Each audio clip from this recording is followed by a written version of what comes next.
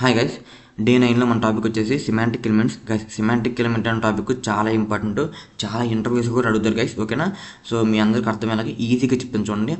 ఏ elements అయితే ఓకేనా guys, ఏ elements అయితే బ్రౌజర్కి కాకుండా మనకు కూడా, అంటే ఎవరైతే కోడ్ రాస్తారో వాళ్ళకు కూడా అర్థమయ్యేలాగా ఉంటాయో వాటినే మనం సిమాంటిక్ ఎలిమెంట్స్ అంటారు గైస్. ఓకేనా? ఫర్ ఎగ్జాంపుల్ మీరు తీసుకున్నట్టయితే కింద ఉన్న చూడండి, header tells is header, main, section, article, aside, nav, footer. These are the examples of semantic elements guys. ఓకేనా? అర్థం కాలేదా గైస్? ఇప్పుడు నేను రియల్ లైఫ్ ఎగ్జాంపుల్స్ చెప్తాను చూడండి గైస్. ఇక్కడ మీరు చూసుకున్నట్టయితే మన ఎంటైర్ బాడీ మొత్తంలో ఎలాగైతే బాడీ పార్ట్స్ ఉంటాయో అలా కూడా వెబ్ పేజ్లో కొన్ని పార్ట్స్ ఉంటాయి గైస్. ఓకేనా? ఎందుకంటే ఏది ఎక్కడ రాస్తే ఏమంటారు, దానికి ఒక నేమ్ ఉంటుంది, దానికి ఒక పార్ట్ ఉంటుంది గైస్. ఓకేనా?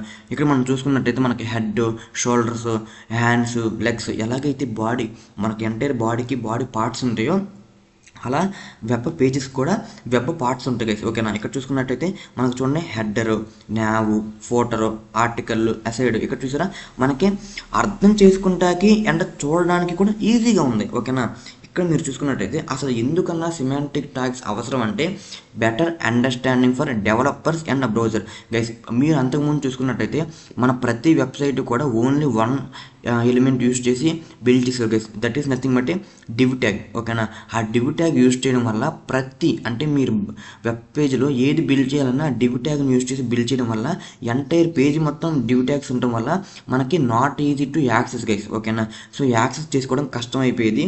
సో ఒక్క పార్ట్లో మార్చాల్సిన చేంజెస్ వేరే పార్ట్లో మారితే మొత్తం ఎంటైర్ వెబ్సైట్ కొలాప్స్ అవుతుంది గైస్. ఓకేనా? అలా కాకుండా బ్రౌజర్కి మాత్రమే కాదు, డెవలపర్ కూడా అర్థం కావడానికి మనకి సిమాంటిక్ ఎలిమెంట్స్ తీసుకొచ్చారు గైస్. మీరు కింద చూసుకున్నట్టయితే చూడండి, ఏ పార్ట్ అనేది ఎక్కడ ఉండాలి అని దాని నేమ్ అనేది క్లియర్ కట్గా మెన్షన్ చేస్తుంది గైస్. ఓకేనా? చూడండి, సో హెడర్ అంటే హెడర్ ట్యాగ్ని యూజ్ చేశారు, కింద అంటే ఫోటో ట్యాగ్ని యూజ్ చేశారు.